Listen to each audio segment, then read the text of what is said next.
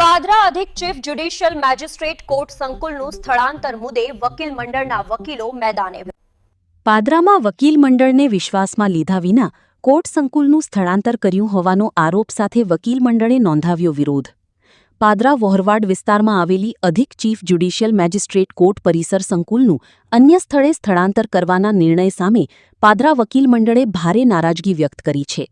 વકીલ મંડળ દ્વારા આ નિર્ણયને અયોગ્ય ગણાવી વડોદરાના ડિસ્ટ્રિક્ટ જજ સમક્ષ લેખિત રજૂઆત કરવામાં આવી છે. વકીલ મંડળના જણાવ્યા અનુસાર કોર્ટ સંકુલનું સ્થળાંતર કરતા પહેલા સ્થાનિક વકીલ મંડળને વિશ્વાસમાં લેવામાં આવ્યું નથીનો આરોપ લગાવ્યો હતો. વધુમાં જે સ્થળે કોર્ટ ખસેડવામાં આવી રહી છે તેની બિલકુલ બાજુમાં શાળા આવેલી હોવાથી શિક્ષણ ક્ષેત્ર અને ન્યાયતંત્ર જેવી બે મહત્વપૂર્ણ વ્યવસ્થાઓની એક જ પરિસરમાં રાખવું યોગ્ય નથી.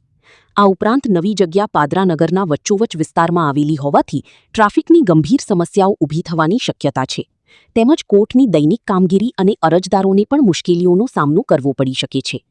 પાદરા વકીલ મંડળના પ્રમુખ દીપક પ્રજાપતિએ જણાવ્યું હતું કે કોર્ટ પરિસર માટે પસંદ કરાયેલું નવું સ્થળ વ્યવહારુ નથી અને ભવિષ્યમાં અનેક વહીવટી તથા કાયદાકીય સમસ્યાઓ ઊભી કરી શકે છે. તેમણે જણાવ્યું કે કોર્ટ સંકુલના સ્થળાંતર અંગે યોગ્ય વિચારણા કર્યા વિના લેવામાં આવેલું નિર્ણય પાછો ખેંચવામાં આવે તેવી વકીલ મંડળની માંગ છે. પ્રાપ્ત માહિતી અનુસાર પાદરા કોર્ટના પ્રિન્સિપલ જજ ડોક્ટર એમ.એચ. પાંડેએ પણ સ્થળાંતર માટે પસંદ કરાયેલી જગ્યાને અયોગ્ય ગણાવી અંદાજે 18 જેટલા મુદ્દાઓને આવરી લેતો અભિપ્રાય રજૂ કર્યો હોવાનું જાણવા મળ્યું છે અને તેમણે પણ સ્થળાંતરનો વિરોધ નોંધાવ્યો હોવાનું સામે આવ્યું છે. સમગ્ર મામલે આજે પાદરાના તમામ વકીલો એકત્રિત થઈ કોર્ટ સંકુલના સ્થળાંતર સામે વિરોધ વ્યક્ત કર્યો હતો. આ સાથે વડોદરાના ડિસ્ટ્રિક્ટ જજની લેખિત રજૂઆત કરી નિર્ણય પર પુનઃ વિચાર કરવાની માંગ કરવામાં આવી હતી. પાદરા કોર્ટના બાર એસોસિએશનને વિશ્વાસમાં લીધા સિવાય ડિસ્ટ્રિક્ટ જજે જે પાદરા કોર્ટનો સ્થળાંતર કરવાનો નિર્ણય લીધો છે એ નિર્ણયના વિરોધમાં આજ રોજ તમામ વકીલો પાદરાથી એ સ્થળાંતરને રોકવા માટે અને જે જગ્યા પર લઈ જવાના છે એ જગ્યા કોર્ટને લાયક ના હોય એ રજૂઆત કરવા માટે જવાના છે. ઝંડા શાળા પાદરા બજારની અંદર આવેલી છે. ત્યાંના પાર્કિંગની સુવિધા છે, એના રસ્તાની અવરજવરની સુવિધા છે અને એ સ્કૂલના બાળકો બી અત્યારે એ સ્કૂલમાં જ છે અને એ સ્કૂલના અંદર કોર્ટ બનાવી છે અને એ વિસ્તાર રેસિડેન્ટ વિસ્તાર છે. અમે એવું છે કે ત્યાં પૂરતી વ્યવસ્થા થાય અથવા વૈકલ્પિક બીજો એવી જગ્યા પર કોર્ટ લઈ જાય કે જ્યાં આગળ અવરજવરનો રસ્તો હોય, પાર્કિંગની વ્યવસ્થા હોય અને રેસિડેન્ટ એરિયાથી દૂર હોય. અન્ય વ્યવસ્થા ના થતા સુધી યથાવત આ જ કોર્ટમાં કોર્ટ ચાલુ રાખે.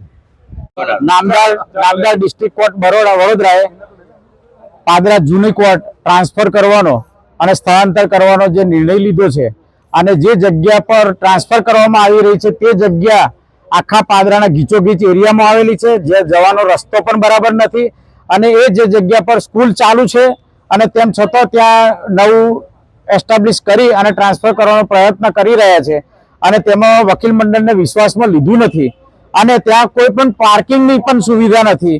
તેવા સંજોગોમાં પક્ષકારો વકીલો પાર્કિંગ ક્યાં કરશે તે પણ બહુ મોટો પ્રશ્ન છે. તે બધું જોયા વગર, બધા પાસાનો વિચાર કર્યા વગર જે નિર્ણય લીધો છે તેના નિર્ણયના વિરુદ્ધમાં અમે આજ રોજ વડોદરા ડિસ્ટ્રિક્ટ જજ સાહેબશ્રીને મળવા જઈએ છીએ અને પાર્કિંગની બધી વ્યવસ્થા કરે અથવા પછી અમારી જે કોર્ટ ચાલુ છે એ કોર્ટમાં જ અમારું સ્થળાંતર પરત રાખે એવી અમારી માગણી કરવા માટે અમે જઈએ છીએ. બાળકોના ભણતર પર તકલીફ પડશે, વધતા બાળકોનું ગ્રાઉન્ડ પણ નથી રહેતું રમવા માટેનું અને વકીલો માટેની અને જજશ્રી માટેની પણ પાર્કિંગની કોઈ સુવિધા નથી કે કોર્ટના સ્ટાફ માટેની પણ પાર્કિંગની સુવિધા. તે સંજોગોમાં પક્ષકારો દૂર દૂરના ગામથી આવતા હોય, વકીલો પણ બહારથી આવતા હોય, વડોદરાથી આવતા હોય, ગાડીઓ લઈને આવતા હોય, એ લોકો ગાડીઓ લઈને તે કોર્ટના કમ્પાઉન્ડ સુધી પહોંચી પણ શકે નહીં. તેવી પરિસ્થિતિ ધ્યાને લઈ જો ડિસ્ટ્રિક્ટ કોર્ટ જે તે નિર્ણય નહીં લે તો અમારે ના છૂટકે આગળના જલદ પગલાં ભરવાનો વારો આવશે. આગામી ચોમાસાની અંદર પણ જે નવા કોર્ટની અંદર બિલ્ડિંગમાં જતી વખતના જે રસ્તા છે એ રસ્તા પર ઘૂંટણ સમાના પાણી ભરાય છે ચાલુ વરસાદે. તે સંજોગોમાં પણ હિતાવત એ જગ્યા છે નહીં અને આ નિર્ણય જે લીધો છે તે વકીલ મંડળને ધ્યાનમાં લઈ અને વકીલ મંડળને કન્સેન્ટથી લેવામાં આવેલો નથી. શું માંગે? અમારી માગણી એ જ છે, કો તો જે કોર્ટ ચાલુ છે ત્યાં ચાલુ રાખે, કો તો પહેલા પાર્કિંગની વ્યવસ્થા કરે, એવી જગ્યા પર કોર્ટ ઊભી કરે.